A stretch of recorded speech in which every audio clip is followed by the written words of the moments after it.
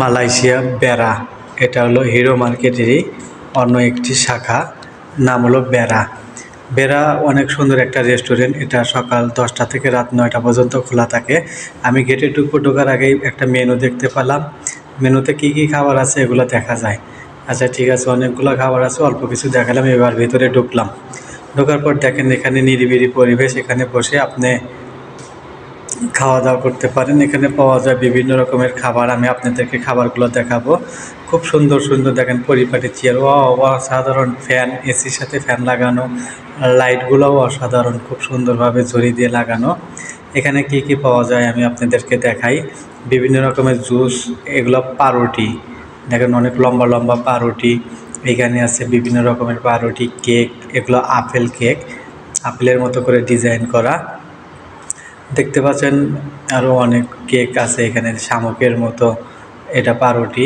অবশ্যই আমার চ্যানেলটি সাবস্ক্রাইব করবেন, মার্কেটের ভিডিও পেতে অবশ্যই সাবস্ক্রাইব করবেন। এটা হলো মালয়েশিয়ার বেড়া, হিরো মার্কেটেরই অন্য একটা শাখা বেড়া রেস্টুরেন্ট। এসির সাথে ফ্যান লাগানো, দেখেন আমি সব কিছুই দেখাতেছি। এটা কাউন্টার, এখানে বিল করা হয়, আপনি যাই এখানে বিল করবেন। এগুলো birthday cake, 1 piece birthday cake 15 ringgit.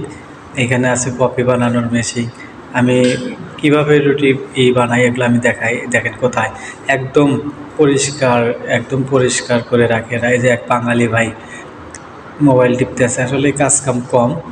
Restaurant বিষয়ে যদি আপনি কখনো আসতে চান অবশ্যই আসবেন, রেস্টুরেন্ট বিষয় পাইলে অবশ্যই আসবেন।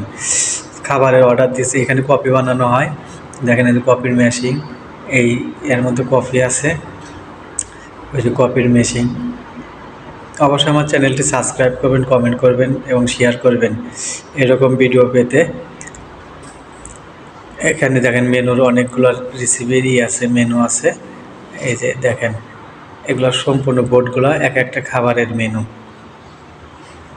বেড়া মালয়েশিয়া, এটা হিরো মার্কেটের অন্যতম একটি শাখা। যারা বেড়া এই ভিসা পাইলে অবশ্যই আসবেন, আর অবশ্যই আমার চ্যানেলটি সাবস্ক্রাইব করবেন। আজকে এই পর্যন্তই। অনেক সুন্দর একটা মনোরম পরিবেশ, কিন্তু দেখতে পাচ্ছেন ওটা হলো ম্যানেজার বসে হিসেব করছে। আমি মার্কেটেই কাজ করি, মার্কেট সম্পর্কে কোনো প্রশ্ন থাকলে অবশ্যই কমেন্ট করবেন। বের হওয়ার জন্য দরজায় চাপ দিলাম।